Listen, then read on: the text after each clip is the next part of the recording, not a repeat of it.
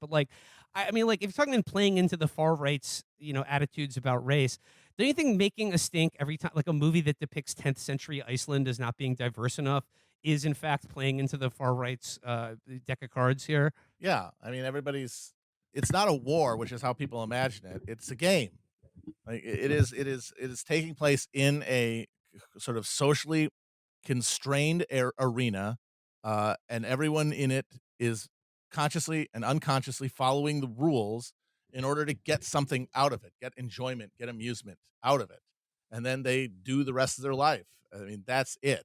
And you need two teams to have a game. Yeah, I think that's a really good way to think about culture war. If you just change Yeah. the phrase to culture games, Yes. then like That's I think exactly that it. begins. That's exactly it. Yeah. And of course, It's people exactly say, it, yeah. "Well, yeah, but like the political consequences of this, they're not a game."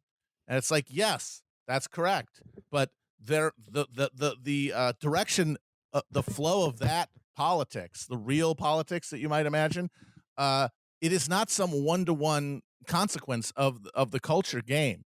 Like it is an independent factor being shaped by like the material interests of people who actually are near power, as opposed to the rest of us who are just doing this ritualized performance to distract ourselves and to validate ourselves in our impotence. And the reason that that's important to remember is because it robs a lot of this of its immediacy. Because yes, like the fact that we have this culture war, this culture game thing happening, it is powering politics that then become real and become horrifying. But the actual content is essentially secondary, because what's important is that people are playing. Yeah. But what's important is that the space is filled. What's going to come out of that is going to be determined by people with actual like monetary and career stakes in politics, which is nobody that any of us know.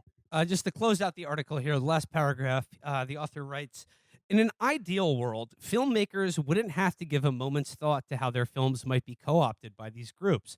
We could simply enjoy a movie such as The Northman as a piece of rousing, skillfully made entertainment.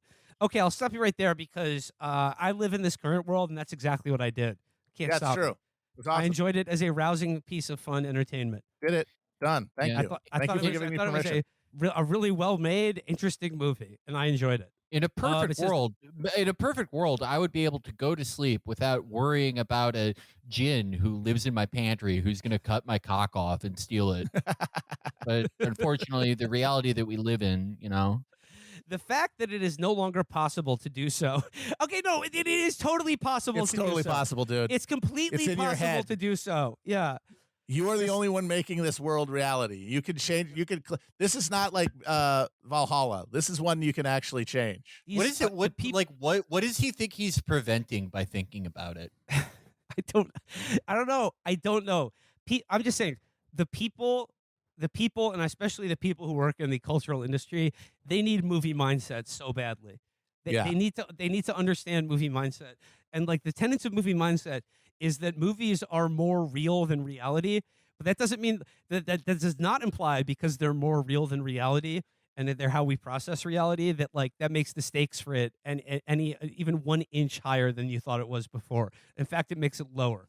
There should be 4 movies a year, 3 articles, and all 3 articles should be like grain reports or the weather. And everyone should have to like sit on their hands and like think. No more articles, no more movies. Everyone has lost their tablet privileges. There should be 3 movies a year, and those 3 movies should be Avatar 2, 3, and 4. Yes. And then like if everyone like behaves well and doesn't write the 4th article for the year, the Animatrix, you get to watch the Animatrix, which is actually not a movie. Short films. Sorry, the fact that it is no longer possible to do so could be seen as a victory of sorts for the far right. But again, don't give them that victory then. Yeah. You could easily deny them a victory just by imbibing the lessons of movie mindset and just enjoying movies. And just It's having true. fun You at can the defeat movies. them. You can actually beat these defeat people. them. You don't have to be in Twilight Struggle for Eternity. You can have a definitive conquest here. It's within you to do it. I just love the framing of this where it's like I'm really going to war with them by completely relinquishing this movie that everyone is talking about as theirs. They've completely claimed it, not putting a fucking cent into it, just immediately giving up after seeing 2 posts. One of them was on Stormfront. There is no one under the age of 65 posts on Stormfront. And the Stormfront article wasn't even about the Northmen. This was just the Stormfront like movie section where they were like, Lord of the Rings, good. Notting Hill, Yeah. 2 thumbs up. The movie where Dev Patel plays what's it? One of the Arthurian knights, bad. What movie is that? The Green Knight. He plays what's his name? Gawain. Lancelot. Yes, Gawain. Gawain in the Green Knight. Yeah. The Northman was a lot better, but it's not because of the Yeah, I wonder why you said that. it's not because of the Yeah. casting. A lot to think about. It says, okay, but he says, okay, the fact that it is no longer possible to do so could be seen as a victory of sorts for the far right. But failing to consider the stories we tell from first principles could be part of the problem that created them in the first place. By this stage, in fact, filmmakers ought to have realized that if the far right doesn't hate your film, you might be doing something wrong. Yep. If you're not inflicting psychic damage on my enemies, your film is a failure. I gotta say, That's great. Yeah, you should like the only way to defeat this like powerhouse political movement of thousands of Americans is to just think about them all the time and make every bit of culture about them. Yep. That's really In the reference only to them way to somehow. but like I said, like I mean, like this goes back to the culture games thing and about how like both sides need to play the game. Like, conceptual James is joining a sex cult, alienating himself from language itself at a rapid pace. And on the other side, these Guardian columnists are alienating themselves from love of the movies because they think that someone out there might be enjoying it who they don't like. And I just like the end result of these games here is that more and more, I mean, not conceptual James, because I don't know if he was ever normal, but like otherwise normal people are convincing themselves to become totally, like, again, no one forcing them to do it, like forcing themselves to become totally ostracized from like basic fragments of like what amounts to a shared culture in this country, if such a thing can be said to exist. The consequence of the culture game, the game that is not designed to have a winner, is that literally everything in American life, anything that could be like a shared experience, will be politicized. And if you uncritically enjoy or don't enjoy something, you are helping someone that you don't like. And if it's like if for the right, it's I don't know, like the Frankfurt School or something. It's just whatever boogeyman, and on the left, it's like the guys eating beef at the Northman and Zig Heiling, Alexander Sarsgaard's abs. Well, there you go. But just in case anyone wants to know, the official movie mindset review of the Northman is 2 thumbs up. Yeah.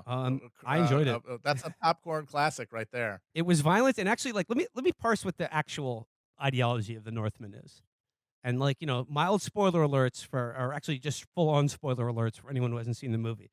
The true ideology of the Northman, if we are going to peer beyond the veil of what master filmmaker Robert Eggers is really trying to communicate with this film, it's simple.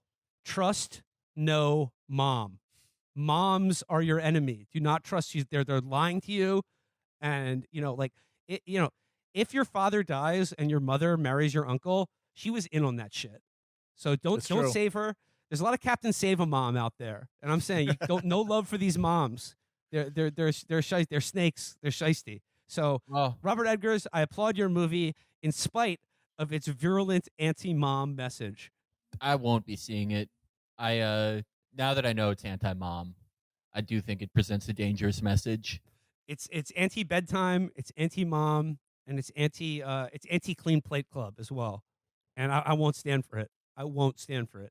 I'm not gonna let the anti-mom forces out there, the dad supremacists. I'm gonna deny them this victory by not liking the Northman. But Robert Eggers, he failed to consider the first principles of the story he was telling, which is its quite frankly poisonous anti-mom agenda.